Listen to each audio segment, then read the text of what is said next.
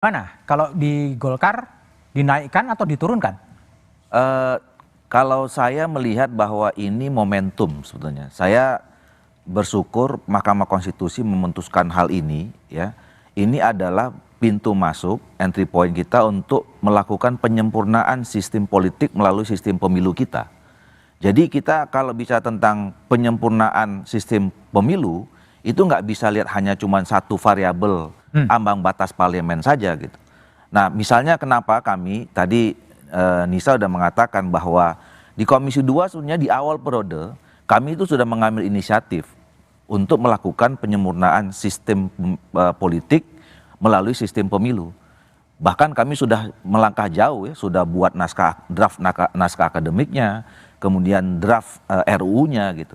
Tapi waktu itu kena satu berbenturan dengan COVID, terus kemudian kita berhadapan dengan situasi politik yang belum favorable gitu ya. Akhirnya tidak ada kesepakatan dengan pemerintah. Nah, kenapa kami waktu itu memilih di awal periode? Karena kita menginginkan pembahasan undang-undang yang sempurna itu akan lebih baik keluar dari kepentingan mendekati pemilu. Ya kan? Yang kedua, waktunya juga cukup panjang. Nah, jadi kalau kita ingin bicara penyempurnaan, kita harus kupas semuanya. Soal ambang batas parlemen itu pasti akan berpengaruh ketika kita memilih sistem sistem pemilunya proporsional. Ya. Nah, makanya saya katakan kalau kita mau menyempurnakan, setidaknya ada 8 isu sebetulnya yang ada 5 isu kontemporer. Duanya pertama soal threshold, parliamentary threshold dengan presidential threshold. Kemudian yang ketiga adalah sistem pemilunya. Tadi kita bincang-bincang, apakah memang sistem pemilu yang sekarang digunakan Indonesia ini sudah ideal? Tadi bicara tentang proporsional, pakai ambang batas, ternyata masih ada suara yang terbuang. Atau kita mau menerapkan sistem distrik misalnya untuk mengantisipasi itu. Atau mungkin untuk kultur Indonesia, kita sudah mulai bisa mengkaji mixed member gitu misalnya. Kemudian yang keempat, nah ini bicara tentang penyederhanaan partai politik. Bicara tentang penyederhanaan partai politik, memang nggak bisa hanya dengan parliamentary threshold. Mungkin juga harus dibicarakan tentang soal district magnitude-nya, ya, besaran kursi per dapil gitu. Nah, kemudian yang terakhir, ini yang saya sebut 5 isu klasik. Ini sistem konversi suara ke kursi. Yang sekarang pakai Senlek itu. Ini kan juga bagi sebagian besar partai sebetulnya bisa dianggap merugikan gitu. Pembagian 1, 3, 5 dan segala macam itu. Nah, ada hal yang lain. Ini yang menurut saya lebih urgent. Apa?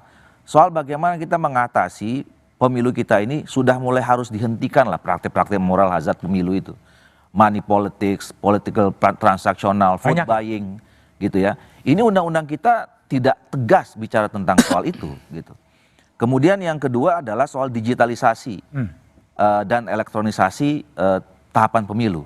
Sekarang kita rame nih soal Sirekap. Ya kan? Ribut soal Sirekap.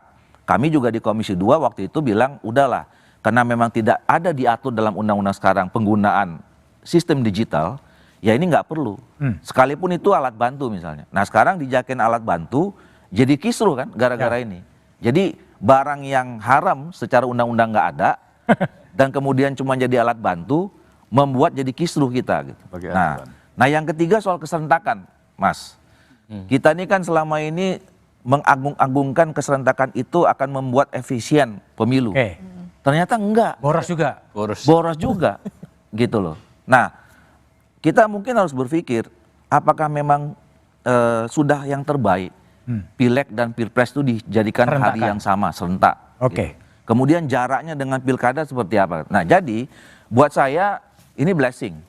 Jadi kalau sekarang kita lagi rame ribut soal misalnya hak angket. Ya, hak angket kan kita mengatakan sebetulnya kalau hak angket itu digunakan untuk menyelesaikan sengketa pemilu itu tidak relevan. Tapi ada yang bilang juga, loh inilah kita mau mengkritisi soal atau mengevaluasi pemilu kita. Itu juga bukan forumnya. Forumnya ini yang diputuskan MK ini. Nah, dan makanya sekarang tergantung DPR. Kalau saya berpikir pembahasan undang-undang pemilu itu bagusnya sesudah pemilu atau di awal pemerintahan baru. Baik, kalau Mas Jarod pandangannya gimana tapi setelah jeda berikut ini aja.